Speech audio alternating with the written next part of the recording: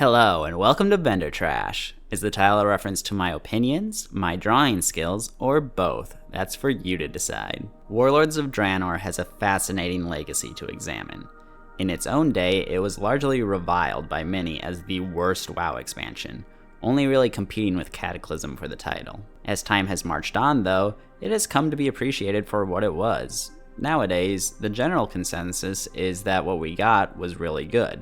There just wasn't enough of it. And aside from vanilla, it's probably the WoW release for which we know the most about what was in development but never made it to release.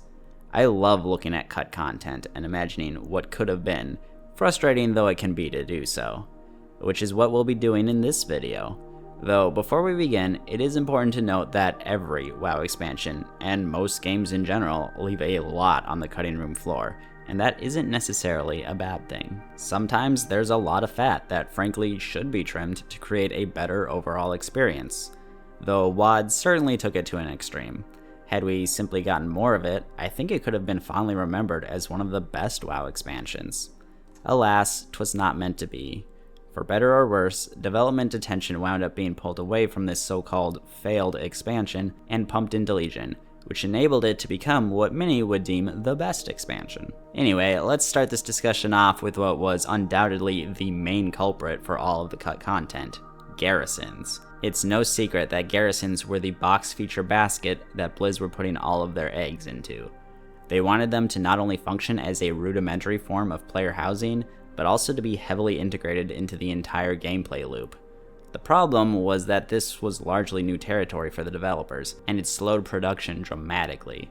Let's not forget that Siege of Orgrimmar lasted almost 14 months. For whatever reasons, and I'm sure they were a multitude, they just could not get them to work the way they wanted. Likely both in terms of the technology and the philosophy. Heck, during the first few weeks of the live game, it was not at all uncommon for the garrison world servers, or whatever you'd call them, to crash, and for players to have to actively avoid them to remain playing. Certainly one issue was that there just had to be a gajillion instances running in essentially only two locations, Frostwall and Lunarfall. Although it would have required more development in advance, this particular issue might have been avoided if players weren't congested into these few spots, and that was, in fact, originally the plan. We were supposed to be able to choose which Draenor zone we built our garrison in, and some alpha map files exist to show that progress was made. Had this come to fruition, there would have been somewhere between 6 and 14 locations, depending on if the factions got separate locations, and if we want to include Tanan Jungle. And of course, it would have been nice for players to choose where they would be spending the bulk of their time. I know as a Horde player, I was incredibly fatigued of the brutal, cold gulch that I was stuck in. While I'm certain that the work that went into garrisons served to facilitate future development, such as on class halls, there's little doubt that for WoD itself, it would have behooved Blizzard to cut or trim this one feature early on in development to allow everything else to flourish. Nowhere else is the cost of garrisons more apparent than the loss of WoD's middle raid. Blizz was famously quoted as admitting that work on garrisons was equivalent to and came at the cost of a raid tier. There's even an Easter egg grave near Lunarfall dedicated to Ray D tier. Thanks to some early development concept maps, we know that at least at some point a Shotroth city raid was being planned, and frankly, it would have been extremely fitting. The central dome of AU Shotroth is sealed off from players, with the confrontation against Sokrathar occurring in front of it, though he would return in the Hellfire Citadel raid, possessing a Fel Vigilant. We can only speculate what other encounters might have been included, but it certainly would have given the Draenei half of the expansion more presence, considering how little presence they had in the raids otherwise. Maybe Tyrant Velhari would have been located here. Speaking of changes in the raid content of WoD, we were originally told that the final boss of the expansion was going to be Grommash Hellscream. This would have made a lot of sense given that he was on the box art and pretty overtly depicted as the head honcho of the Iron Horde. This is definitely not what we wound up with though, as instead he winds up having a falling out with Gul'dan and Kilrogg and being taken captive. We then free him in HFC, and he fights alongside us in the Archimonde fight, after which he roars that Draenor is free. Remember when moments like that were the biggest lore controversies we had to deal with? Ah, happier times. At any rate, it was certainly a pivot from what we were originally told.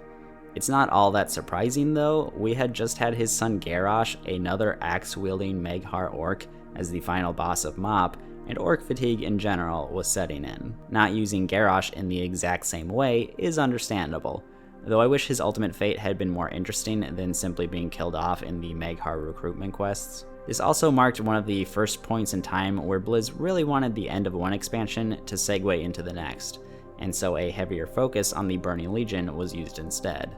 Though reusing Archimonde, whom we'd already killed in the Battle for Mount Hyjal raid, which itself was a replay of the Warcraft 3 Reign of Chaos finale, meant that he also wasn't the most exciting of final bosses. There was also some spitballing that Gorehowl or Terran Gore's staff could be introduced as legendary weapons, though such things were never actually announced or promised. Yet another raid change we got was the conclusion of the Kargath Bladefist fight.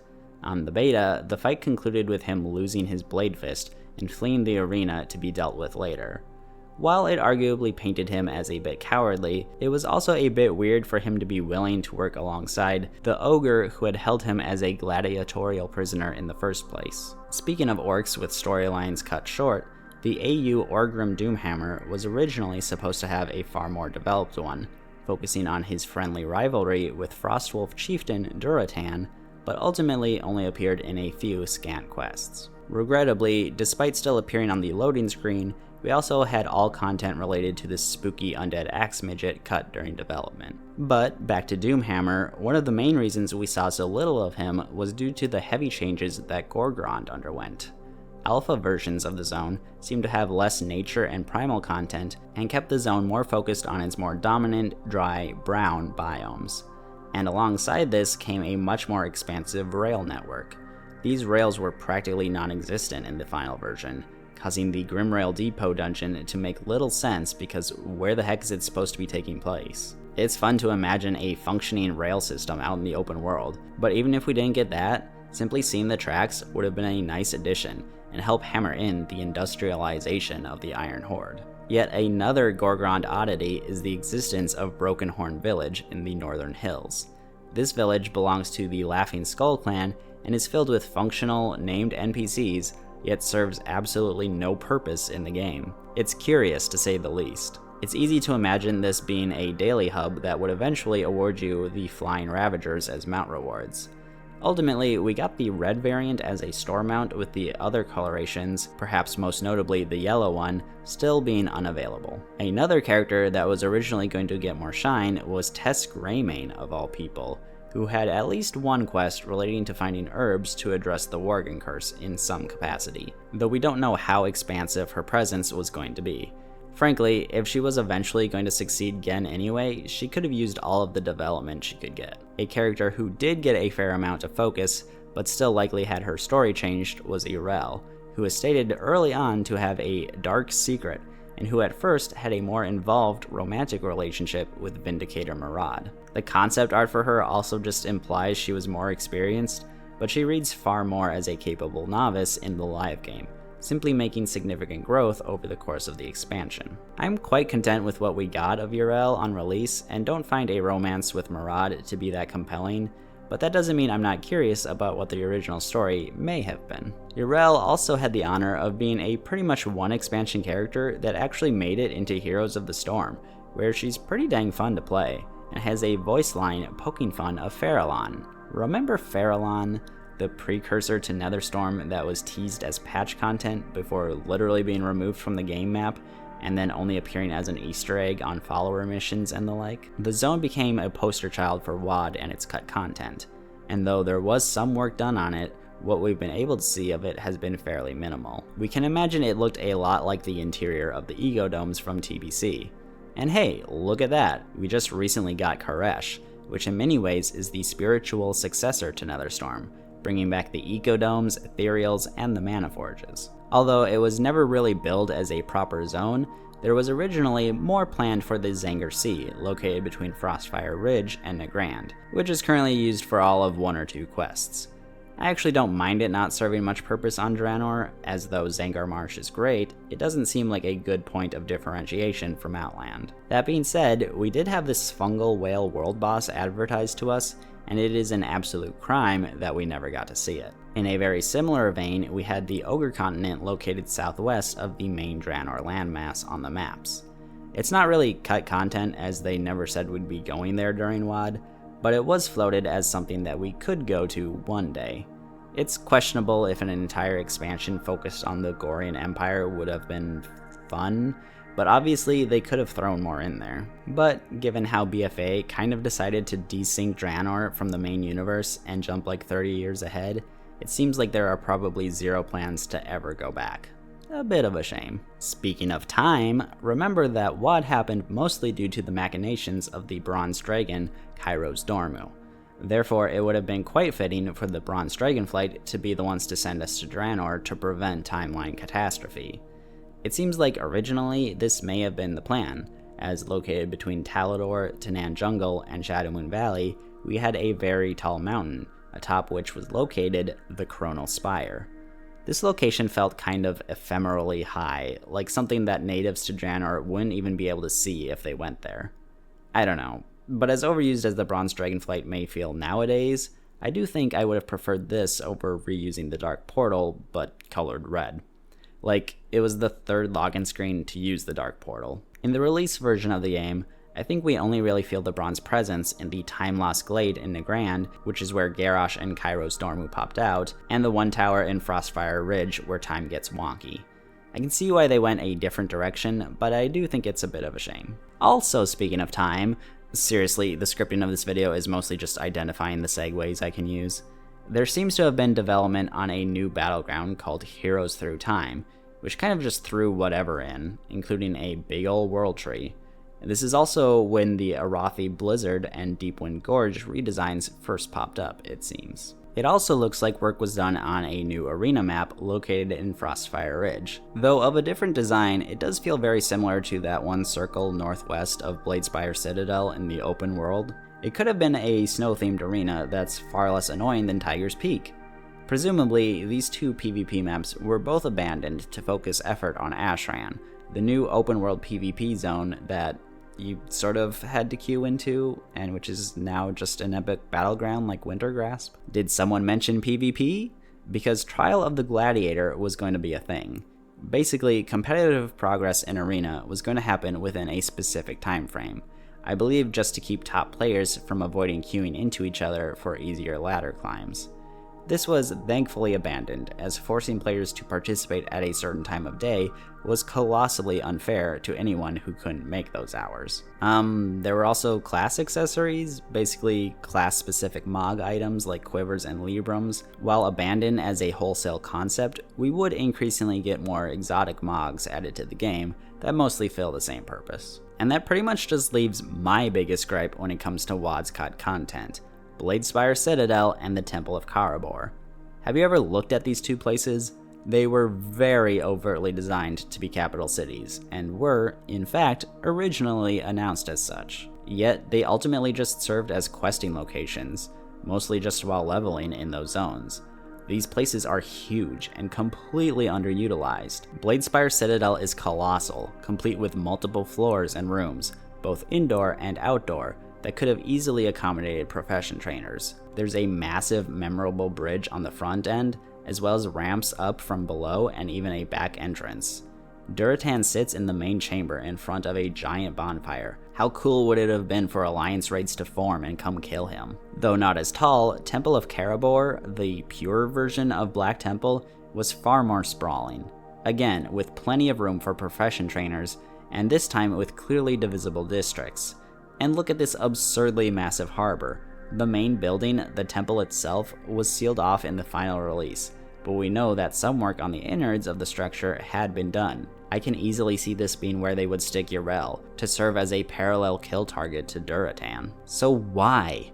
Why were these locations practically thrown in the dumpster? Well, we can make some pretty educated guesses. Let's first look at what took their place as the faction capitals of the expansion: Stormshield and Warspear. These glorified camps located on either side of Ashran. It very much feels like they wanted to funnel players into these locations to encourage participation in their new open world PvP zone, which is both lame and ultimately didn't matter anyway, because Ashran didn't wind up working like that. I suspect the decision to make these the hubs was made, and that by the time Ashran's fate was realized, it was too implausible to switch back in time. The other major factor that likely played a role was, again, garrisons. If we could place our garrisons in any zone, Bladespire and Karabor would have made a lot more sense as hubs. But with us already being largely confined to Frostwall and Lunarfall, it probably would have felt like overkill to make our main reprieves from the garrisons also sit in Frostfire Ridge and Shadowmoon Valley. As lame as I think Warspear and Stormshield were, I have to admit that my eyes welcomed the more muted and warmer palette over more snow. So given the other missteps of the expansion, this may have actually been a good move. But of course, in hindsight, we can fairly comfortably see what needed to happen. As I stated earlier, cutting content isn't always a bad move. Garrisons should have either been pruned entirely or majorly trimmed down early in development to allow the rest of the expansion to prosper. They were not only a resource hog, but also contributed to a feeling of isolation between players that also bogged WoD down. Instead, we got the reverse situation, with almost everything else being sacrificed for the garrisons.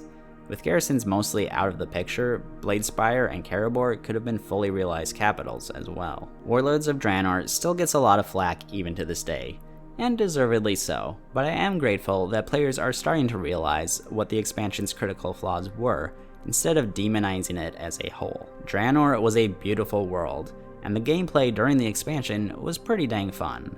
WoD was great in a lot of ways. So great, in fact, that all we really wanted was more of it.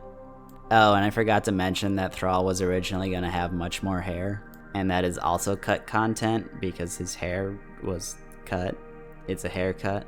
For this week's drawing, I decided to go with Irel, and I always really enjoyed this character. I feel like she's the only prominent female Draenei we've actually had. I guess maybe Captain Faria of the Lightforged Draenei, but she's overshadowed by Turalyon. And after them, it's, Ishana from Shatrath? But Irel is really enjoyable for her own merits. I always feel like WoD is where Blizzard really stepped up the quality of their pre-rendered cutscenes, and Irel benefited massively from this. Her innocence and determination really shine through with her facial expressions. And when WoD came to a close, I was eagerly awaiting when we would get to see her again. Little did I know that Blizzard was gonna turn her into a absolute light zealot, which, I love light zealots, but that's not Irel's character. You could have definitely found someone else to villain bat here. But that was just one of many incomprehensible character assassinations that happened during BFA. Thankfully, before that happened, as I mentioned earlier in the video, we got Irel as a hero in Heroes of the Storm, and I absolutely love playing as her in that game. Granted, she is a bruiser, and bruisers in that game tended to be my favorite kind to play. I did fumble a bit trying to get Irel's hair down, and just because it's kind of depicted differently in different iterations of her character, and I guess it wasn't the easiest style for me to depict in the first place, but overall I'm quite content with how she turned out. If anything, I wish I had made her legs a little bit longer. She wound up feeling a bit too short for a Draenei. Maybe I shouldn't have pointed that out to you. And it was mostly accidental, but I really liked how Draenor's moon turned out here. Speaking of which, I of course decided to draw her in the Temple of Karabor that I lavished so much praise upon. I am not necessarily gonna let this preclude me from using Shadowmoon Valley again in the future, as the temple should have been its own technical location anyway. But that about wraps it up for this video. Gamescom this week, everybody. Get hyped for that midnight reveal. And also, thank you for watching, and I will catch you next week. Bye-bye.